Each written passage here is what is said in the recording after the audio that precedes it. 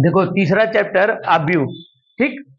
अब आव्यूह होता क्या है पहले इसके बारे में जान लीजिए। आप लोग अपने स्कूल में भी कहीं प्रेयर के लिए लाइन लगता होगा। ठीक है। लाइन लगता होगा तो जैसे क्लास वाइज लाइन लगता होगा, 4 लाइन 5 लाइन लगा। ठीक है। तो सीधे भी जाता होगा, कुछ ऐसे भी होता होगा। ठीक है। तो जो सीधे जाता है उसको हम लोग स्तंभ बोलते हैं, और जो इधर से रहता है उसको हम लोग पक्ति बोलते हैं। ठीक है। तो वो सिस्टम को अगर हमको सेट करना है तो उस सिस्टम को मान लो कोई है 1 2 3 4, 4 क्लास के लोग हैं। अब यहाँ पे इसमें 5 6 7 8 9 10 11 12 ये सब चीजें हैं। ठीक है। इसी प्रकार से जो व्यवस्था होती है, इसी व्यवस्था को हम लोग आव्यूह कहते हैं। और आप लोग देखे होंगे, किताब तो सभी के पास होगा, किताब में जरा देख लीजिएगा कि जहां भी आव्यूह के क्वेश्चन दिए होंगे कुछ इस प्रकार से ब्रैकेट लगा होगा। ये ब्रैकेट से कोई ज्यादा मतलब नहीं होता है, इसका कोई लेना देना नहीं है, बस ये सुंदरता के लिए है। आप हैं अच्छे खासे, ठीक है, अच्छे खासे हैं आप ही हैं। ठीक है। या तू हो। ठीक है। ऊपर से हम लोग क्या कर दे रहे हैं, कपड़ा पहना दे रहे हैं अच्छा लगने के लिए। ठीक है। तो ये कपड़ा है इनका, ये कपड़ा है। ठीक। अब ये जो अंदर वाले लोग हैं, अगर ये टोटल आव्यूह है तो ये जो अंदर के प्राणी बैठे हुए हैं ये आव्यूह के तत्व है। ठीक है। Elements of matrix. और किसी भी आव्यूह में आप देखेंगे कि जो दिया हुआ है इस प्रकार से, ये पक्ति है और ये स्तंभ है। तो कितनी पक्ति कितना स्तंभ, ठीक है, उसको हम लोग क्या कहते हैं, आव्यूह का क्रम। आव्यूह का क्रम। देखिए पक्ति कितनी है, 1 2 3 गुणे 1 2 3 4। तो हम क्या बोलेंगे कि यह आव्यूह 3 गुणे 4 क्रम का आव्यूह है। ठीक है। चलिए अब थोड़ा सा देखो भाई, ज्यादा लाग लपेट करने से कोई फायदा नहीं है। ठीक है। जो हमको काम करना है सवाल लगाने का, वो काम किया जाएगा। थोड़ा सा अब देख लिया जाए कि आव्यूह के प्रकार, आव्यूह कितने प्रकार के होते हैं। ठीक है। तो फर्स्ट आपका है आव्यूह के प्रकार में, चलो पहले पूरा लाइन से लिख देते हैं, फिर बकायदे आपको सब बताते हैं कौन सा आव्यूह क्या है। ठीक है। चलिए भाई देखो, आव्यूह के प्रकार में आपका कितने प्रकार के आव्यूह होते हैं। ठीक है। 10 यहाँ पे हम दिखा रहे हैं। ठीक है। 2 और भी है। ठीक है। पहले इतना निपट लेते हैं, फिर उसके बाद 2 और की बात करेंगे, क्योंकि हमारे पास डिजिटल बोर्ड थोड़ा ना है कि मतलब सब सेट करके रखा है घसका दिया, वो तो नहीं कर सकते, गरीब आदमी है। ठीक है। तो जो है उसी में काम चलाते हैं। ठीक। देखिए भाई, क्षैतिज आव्यूह क्या होता है। जैसे मैंने बताया कि आप लोग एक लाइन से खड़े हैं। ठीक है। लाइन से खड़े हैं तो उसमें कुछ पंक्तियां हैं, कुछ स्तंभ है। स्तंभ जो सीधा है, ठीक है, स्तंभ जो सीधा आपको दिख रहा है, खड़ा दिख रहा है, वो स्तंभ है। ठीक है। जो सोया हुआ दिख रहा है, ठीक है, वो पंक्ति है। ठीक है।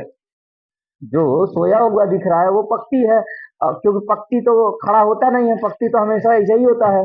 ठीक है। या तो लटका होगा या तो ऐसे होगा। ठीक है। लेकिन स्तंभ यानी खंबा, खंबा हमेशा खड़ा होता है। ठीक है। तो जो खड़ा खड़ा आपको दिखेगा, ठीक है, वो स्तंभ है। और जो आपको इस प्रकार से दिखेगा वो क्षैतिज है। तो पक्ति है। अब क्षैतिज आव्यूह क्या होता है। ठीक है।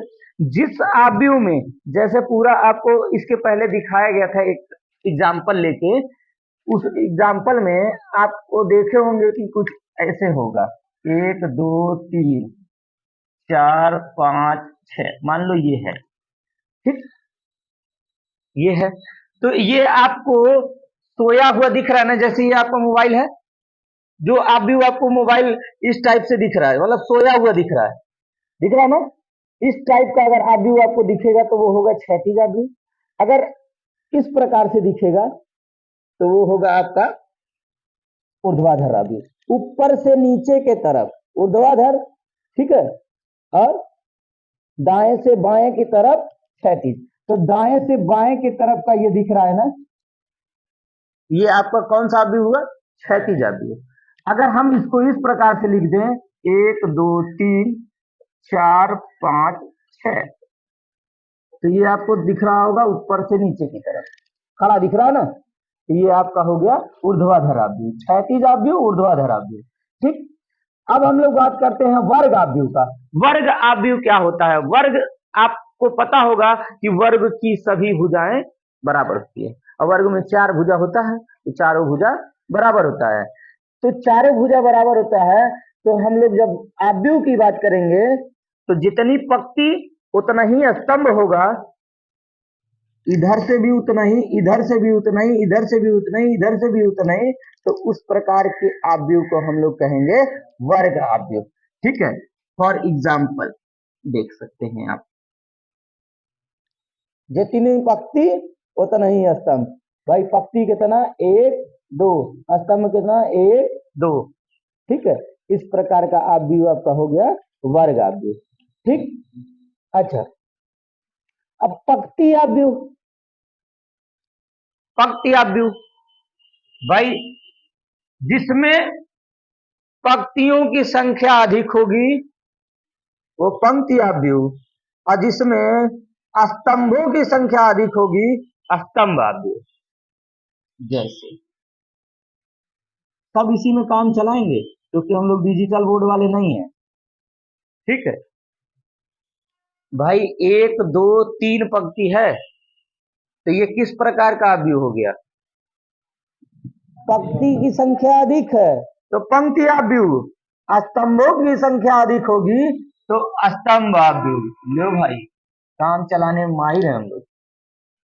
ठीक है, स्तंभ कितने हैं? 2। ठीक है,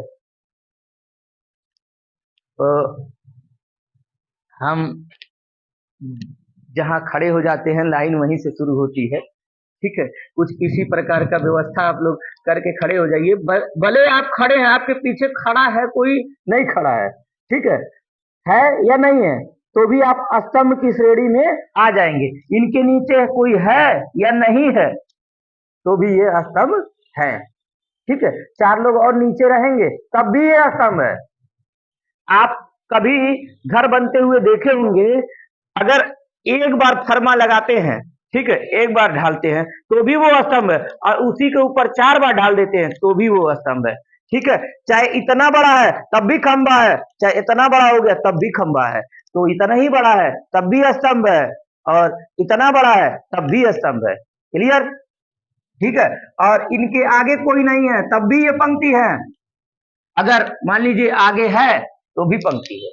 ठीक, लोग यही कंफ्यूज होते हैं, जो इसमें क्लियर अभी मैं कर रहा था, कंफ्यूजन यही रहती है बच्चे।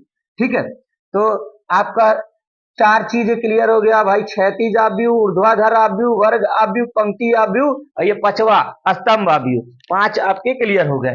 शून्य आव्यूह, शून्य आव्यूह भाई नाम से ही स्पष्ट है, शून्य आव्यूह, जो शून्य हो, शून्य आव्यूह। तो आव्यूह कब शून्य होगा? जब उसके अवयव शून्य होंगे। आव्यूह कब शून्य होगा? भाई जब उसके अवयव शून्य होंगे। अच्छा, जब अवयव शून्य है तो इसका मतलब उसमें कुछ नहीं है। जब कुछ नहीं है तो हम लोग उसको कह सकते हैं खाली है, और खाली को शुद्ध भाषा में हिंदी में कहेंगे रिक्त। तो वो एक प्रकार से रिक्त आव्यूह भी हो गया। इसका भाई साहब का 2 नाम है। ठीक है, शून्य आव्यूह भी, रिक्त आव्यूह भी। ठीक, आपके पास 0 है या कुछ नहीं है, बात एक है ना। ठीक, अब देखिए,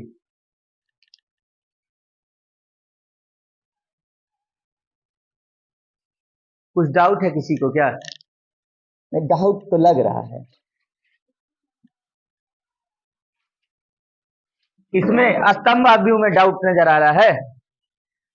भाई मैंने बोला जो आव्यूह आपको स्तंभ की तरह दिखे, खड़ा दिखे, वो स्तंभ आव्यूह है। चलो ठीक है।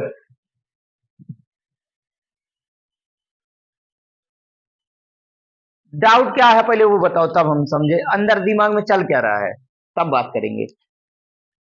बीमारी पता करके तब इलाज करने में ठीक रहेगा ना। अब हम अपने हिसाब से कैसे सॉल्व कर बताएं।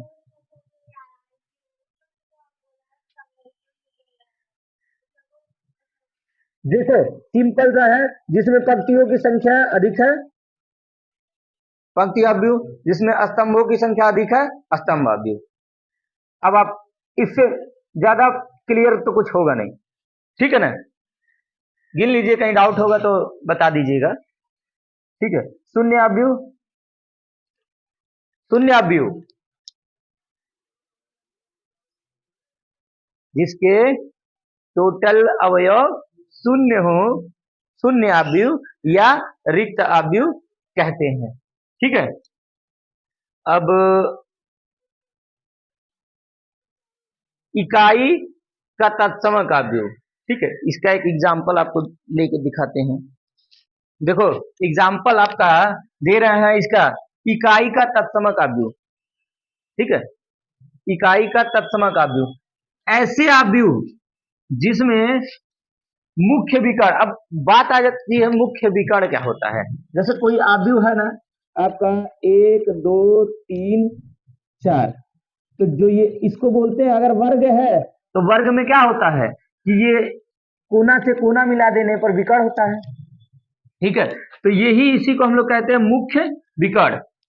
आव्यूह में हम लोग इसी को कहते हैं मुख्य विकर्ण। तो आपको कहना क्या है कि मुख्य विकर्ण कोई ऐसा आव्यूह है जिसमें मुख्य विकर्ण के जो अवयव हैं वो एक हैं, मुख्य विकर्ण के जो अवयव है एक है, उसके अलावा जो बाकी हैं शून्य है। तो इस प्रकार का जो आव्यूह होगा उसको इकाई का तत्समक आव्यूह कहेंगे। सिंपल सा अभी एक और देख लीजिए, एक जीरो जीरो जीरो एक जीरो जीरो जीरो एक। अब इस आव्यूह में आप देखिए क्या है, मुख्य विकर्ण के सभी अवयव एक हैं और बाकी अवयव शून्य है, तो इसको हम लोग बोलेंगे इकाई का तत्समक आव्यूह। चलिए अब आता है विकर्ण आव्यूह। विकर्ण आव्यूह में क्या होता है, ध्यान से देखिए। विकर्ण आव्यूह सेम इसी तरीके से होगा, लेकिन यहां पे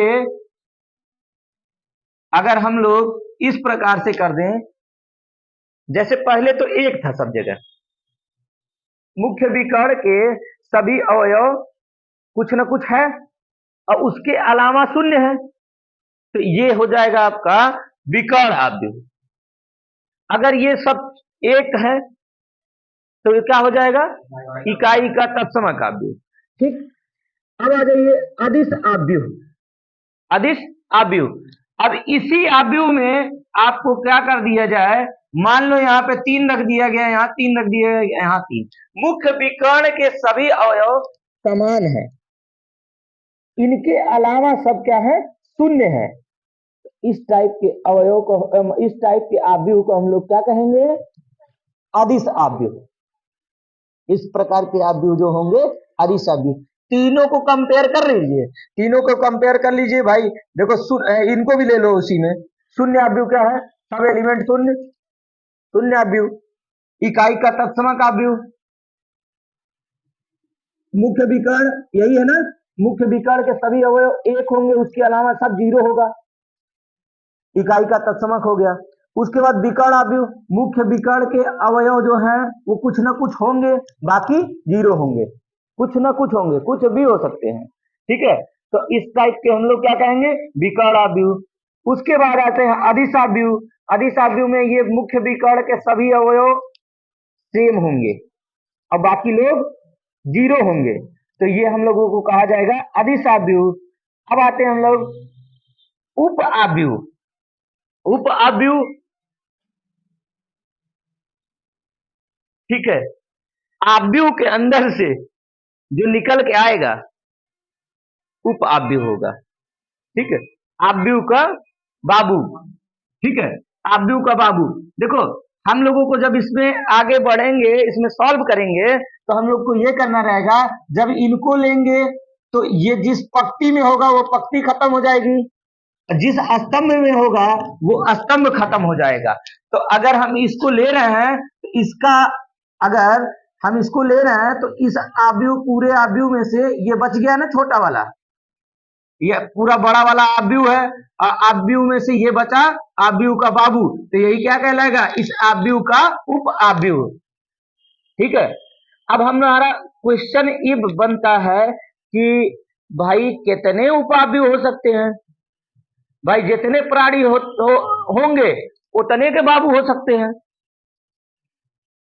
भाई किसी को बाबू पैदा करने का लाइसेंस नहीं मिला है कि तू ही भर कर पाओगे, तो जितने लोग हैं सबके बाबू, ठीक है, यानी जितने तत्व होंगे उतना ही उप आव्यूह हो सकता है। अगर हम इसको लेंगे तो ये चला जाएगा, ये चला जाएगा, बचा ये, तो एक आव्यूह ये भी मिल गया उप आव्यूह। इनको लेंगे फिर ये बच गया, यानी सभी को लेने पर कुछ न कुछ उप आव्यूह बचेगा। तो जितने एलिमेंट होंगे उतने उप आव्यूह भी होंगे। ठीक है, चलिए अब थोड़ा सा आगे चलते हैं। ठीक, इतना तो समझ में आ गया होगा सबको। भाई इंट्रोडक्शन समझ लीजिए, इसमें आपसे एक आध नंबर के क्वेश्चन पूछे जा सकते हैं कि किस प्रकार का आव्यूह है, आव्यूह की कोटि बताइए, क्रम बताइए। ठीक है, या फिर आपसे ये पूछा जा सकता है कि ये आव्यूह दिया है तो आपसे कह दिया कि A21, इसमें से A21 क्या है, A21 का बताइए क्या है, ये आव्यूह है, इसमें A21 बताइए क्या है।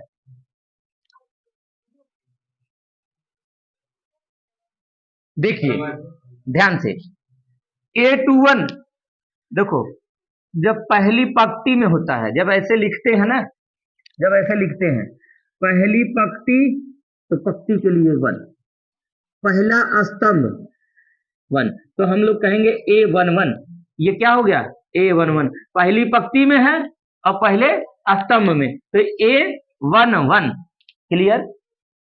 इसके बाद अगर हमको बात करनी हो इनका, तो ये कौन से हैं, पहली पंक्ति में है और दूसरे स्तंभ में, तो ये हो जाएंगे A12। उसी प्रकार से ये है A21, यानी दूसरी पंक्ति, भाई दूसरी पंक्ति पहला स्तंभ, यानी A21 का मान क्या हो गया, 0।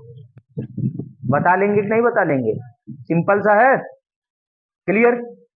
चलिए चलिए भाई, अभी तक तो पूरा सिंपल जस्ट समझ में आ गया। 11-12 थोड़ा ध्यान दीजिएगा, ठीक है, ध्यान देंगे तो इसकी गारंटी है कि 100% एकदम समझ में आ जाएगा। देखिए ऊपरी त्रिभुजीय आव्यूह, ठीक, ऊपरी त्रिभुजीय आव्यूह और निम्न त्रिभुजीय आव्यूह, त्रिभुज आव्यूह के 2 पार्ट हैं। ठीक है, त्रिभुज आव्यूह के 2 पार्ट हैं। ठीक, तो यहां देखिए ऊपरी त्रिभुजीय आव्यूह में क्या होगा, ए आई जे बराबर 0। ए आई जे का मतलब क्या है, ये ए आई जे इस आव्यूह का एक तत्व है। अब कौन सा तत्व है, आई प्रदर्शित करता है पंक्ति को और जे प्रदर्शित करता है स्तंभ को।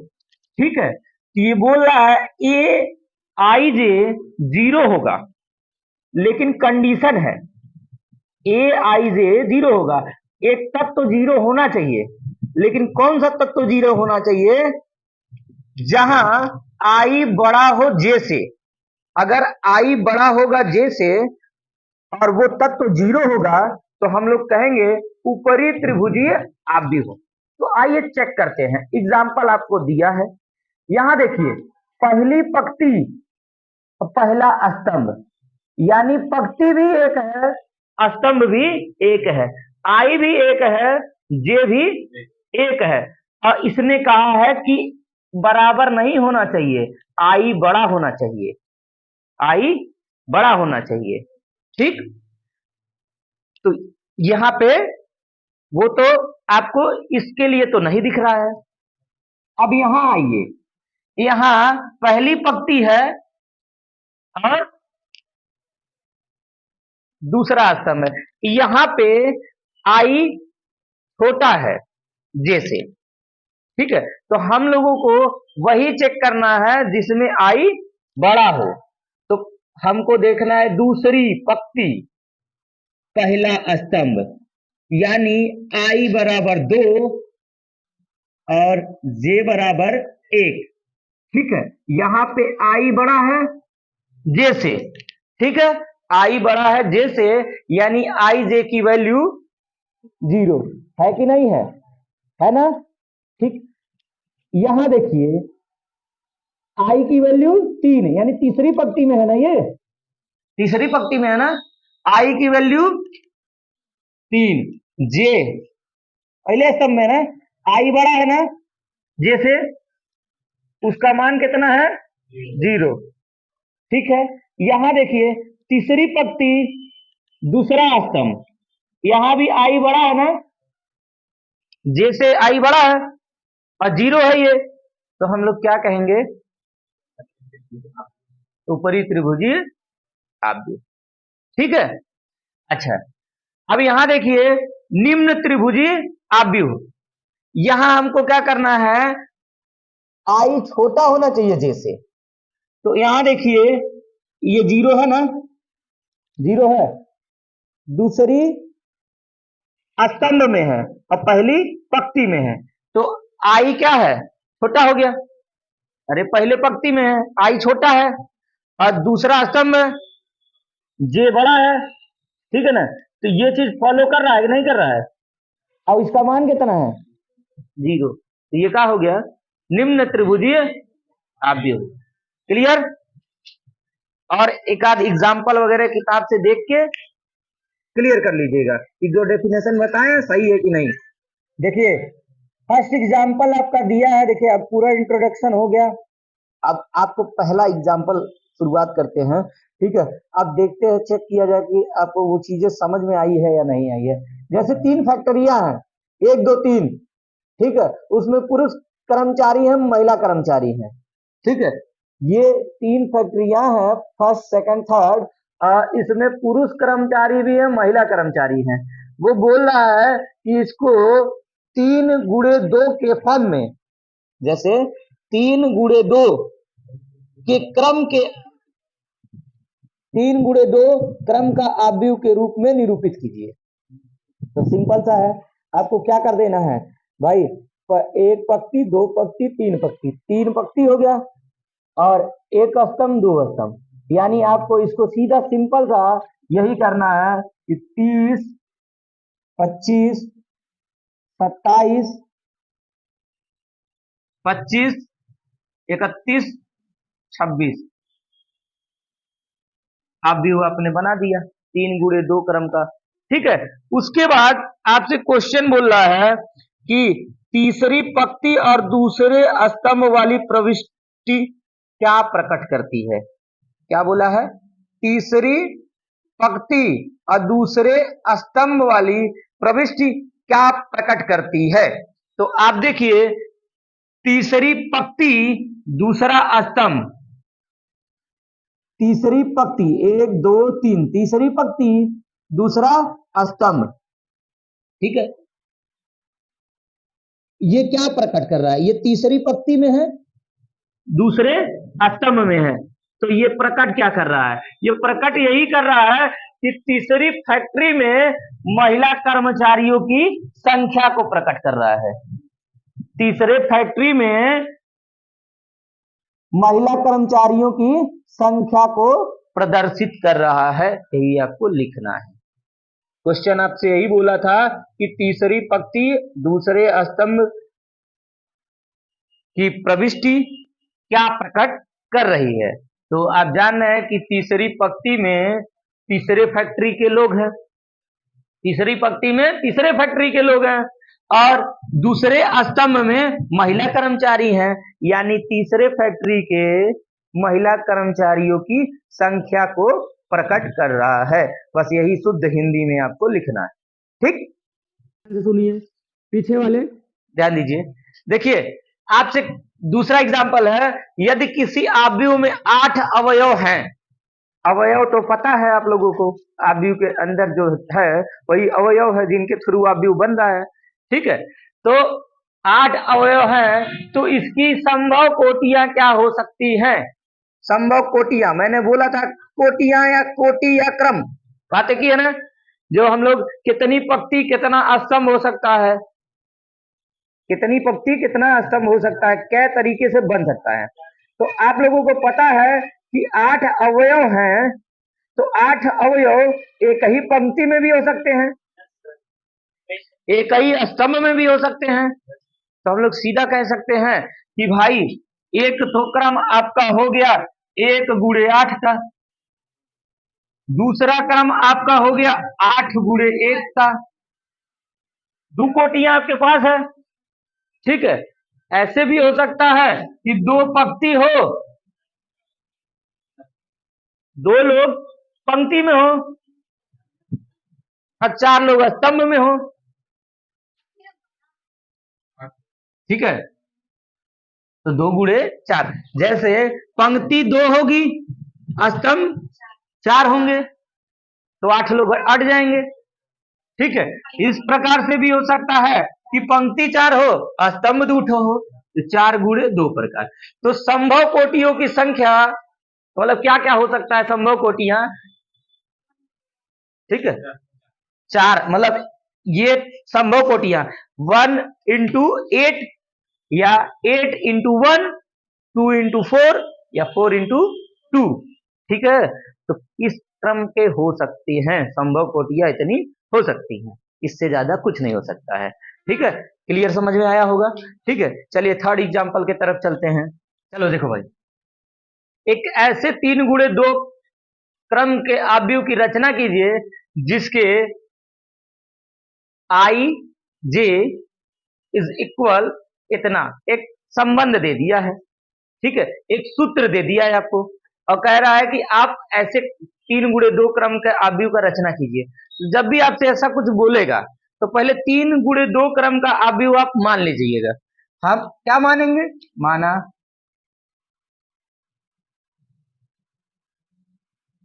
3 गुणे 2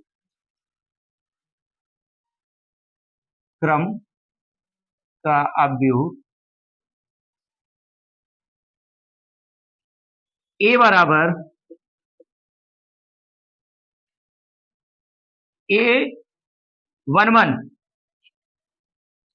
पंक्ति कितनी होनी चाहिए, 3, यानी A21 A31, 3 पंक्ति होनी चाहिए, 3 गुणे 2 का ना, और 2 स्तंभ, तो हो जाएगा A12 A22 A32,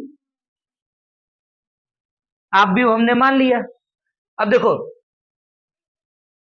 पंक्ति कितनी है, 3, यानी आई का मान हम लोग क्या रखेंगे इसमें, चूंकि ए आई जे बराबर 1/2 मॉड में I-3J, ठीक है। अब हम लोग इसलिए आई बराबर हम लोग क्या रखेंगे, 1 2 3, 3 पंक्ति है ना, तो आई बराबर 1 2 3 तथा जे बराबर 1 2 रखने पर,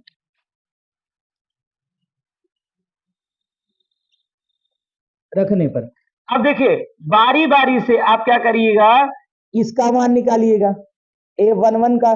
जब A11 का मान निकालेंगे तो आई के जगह पे इसी फार्मूले में 1 रखेंगे और जे के जगह भी क्या रखेंगे, 1 रखेंगे, तो A11 का मान मिलेगा, ठीक। चलिए एक आपको करके दिखाते हैं, यहां पे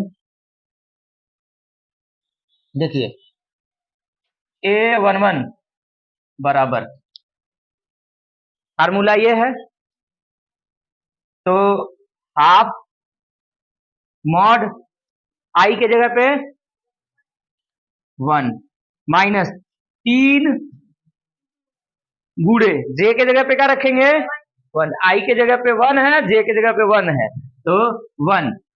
अब देखिए यहाँ पे 1/2 1 माइनस 3, ठीक, ये घट जाएगा तो -2 होगा, चूंकि मॉड लगा है वो प्लस हो जाएगा। 1/2 गुणे 2 कट गया, आपका आ जाएगा 1। ये 1 की वैल्यू आपको प्राप्त हुई, ठीक है। अब A12 इसका निकालना है, तो हाफ 1 माइनस,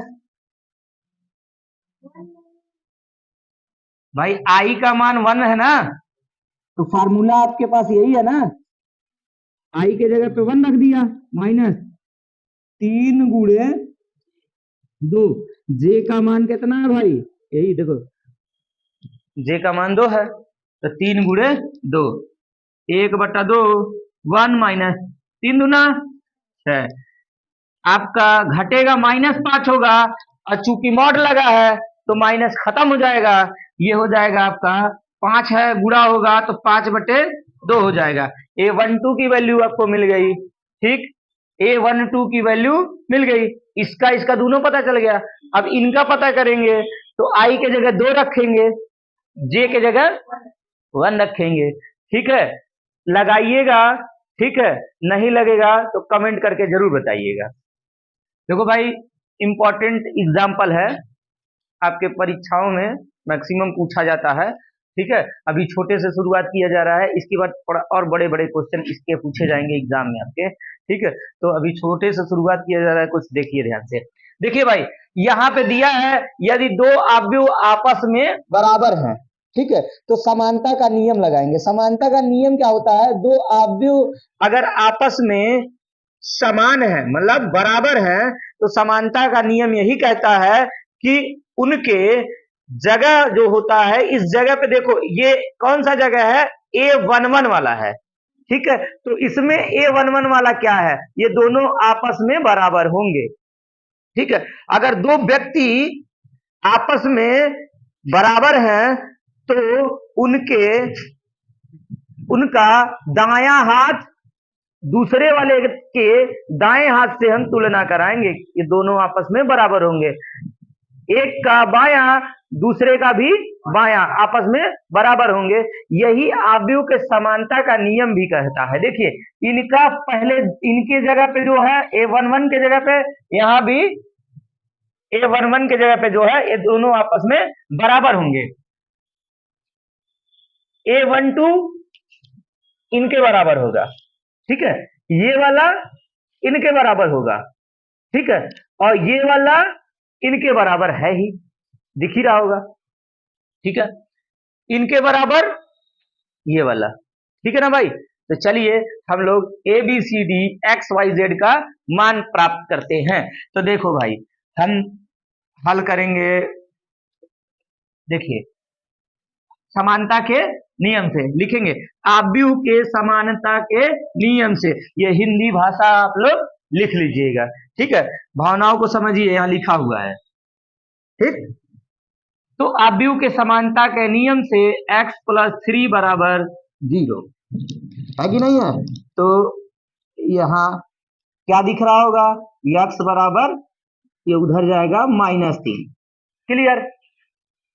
z की बात करते हैं, यहाँ पे z + 4 = क्या दिया है 6, तो z बराबर ये 4 उधर जाएगा, माइनस में हो जाएगा, यानी 6 - 4 आपका हो गया 2, तो z का मान हो गया 2, क्लियर। अब यहाँ आइए, इनसे मुलाकात कराइए, 2y - 7 बराबर 3y - 2, आगे बढ़ाइए, ये उधर जाएगा, बस आपको क्या करना है, y का मान निकालना है, सभी होशियार बंदे जान ही रहे होंगे, ये जाएगा घट जाएगा, y बचेगा, ठीक, अब वो -2 है, इधर आएगा +2 हो जाएगा, तो -5, तो y बराबर -5, ठीक है। इसी प्रकार से a का मान निकालना है तो a माइनस 1 किसके बराबर है, -3 के, ठीक। तो उधर जाएगा तो a बराबर -2। क्लियर, समझ में आ रहा है चीजें, ठीक है। इसके आगे आप लगाएंगे, नहीं लगा पाएंगे तो कमेंट में बताएंगे, ठीक। चलो भाई देखो, आपका जो अभी इसके पहले एग्जाम्पल था वही बताया गया था, सिंपली ए का, बी का, सी का, एक्स वाई जेड का मान निकल गया। अब यहाँ पे इक्वेशन बनेंगे, इक्वेशन बनेंगे और इक्वेशन बनाने के बाद इक्वेशन सॉल्व करेंगे, तब जाके आपका ABCD का मान प्राप्त होगा, ठीक है। अच्छा सवाल है, बहुत बढ़िया सवाल है, ठीक है। ध्यान से देखिएगा, 100% गारंटी है, आपको कहीं कुछ और पढ़ने की आवश्यकता नहीं है, बस हमारे वीडियो में बने रहिएगा और क्लास अटेंड करते रहिए, ठीक है। कुछ ज्यादा पढ़ने की आवश्यकता नहीं है, टेंशन लोड लेने की जरूरत नहीं है दिमाग पे, ठीक है। देखिए भाई, आव्यूह का समानता का नियम लगेगा, ये बराबर है इनके, तो जो एलिमेंट होंगे आपस में बराबर होंगे, तो हम सब लिख सकते हैं आव्यूह के समानता के नियम से हिंदी में, ठीक। 2a प्लस b बराबर 4, इक्वेशन फर्स्ट, इक्वेशन बना दीजिए, ठीक। a माइनस 2b बराबर -3, इक्वेशन 2। 5c माइनस d बराबर 11, तीसरा इक्वेशन, ठीक है। 3d, ठीक है भाई, सब चीजें आपको दिख ही रहा है, 4 समीकरण बने, अब चारों को सॉल्व करिएगा, ABCD का मान आपको प्राप्त हो जाएगा, सिंपल सा है। चलिए देखिए, इस पहले दो समीकरण को सॉल्व करते हैं, तो अगर हम लोग समीकरण सॉल्व करेंगे तो यहाँ पे -2b है, यहाँ पे प्लस में 2b है, -2b है, प्लस में 2b है, तो मतलब b है, अगर प्लस में 2b रहता तो दोनों को जोड़ देते, काम हो जाता। तो समीकरण 1 में 2 से गुणा करेंगे तो 2b हो जाएगा, तो समीकरण 1 में 2 से गुणा करके 2 को जोड़ने पर, समीकरण 1 में 2 से गुणा करके समीकरण 2 में जोड़ने पर, इसमें 2 से गुणा करोगे तो 4a हो जाएगा, और इसको जोड़ोगे तो हो जाएगा आपका 5a, और इनका मामला रफा दफा, ठीक, क्योंकि 2b प्लस में और माइनस में खत्म, यहां 2 से गुणा किए 8 हुआ, और -3 है, कैंसिल होगा तो बचेगा 5, ठीक है। यानी a बराबर आपका हो गया 1। क्लियर, चलिए आगे बढ़ते हैं। अब हम लोग देखते हैं, जब हमको a का मान प्राप्त हुआ तो उस a के मान को अगर समीकरण 1 में रखे तो b का मान प्राप्त हो जाएगा, a का मान 1 रखेंगे, 2 1 कम 2, ठीक है भाई। अब ये 2 उधर जाएगा, घट जाएगा, तो b बराबर हो जाएगा 2, ठीक है। क्लियर, आगे बढ़िए, समीकरण 3 और 4 को सॉल्व करते हैं, क्योंकि 3 और 4 में ही c और d है, ठीक। देखिए यहां पे माइनस में d है, प्लस में 3d है, अगर यहाँ पे माइनस में 3d हो तो दोनों समीकरण को जोड़ेंगे तो d का मामला रफा दफा, तो 3 पैदा करने के लिए 3 से गुणा करना पड़ेगा, ठीक है भाई।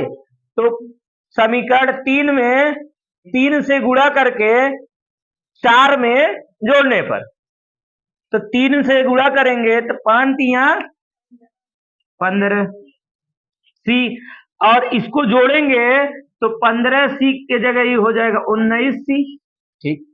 और d का मामला रफा दफा, इसमें 3 से गुणा किए हो 33, और 33 में जोड़िए 24,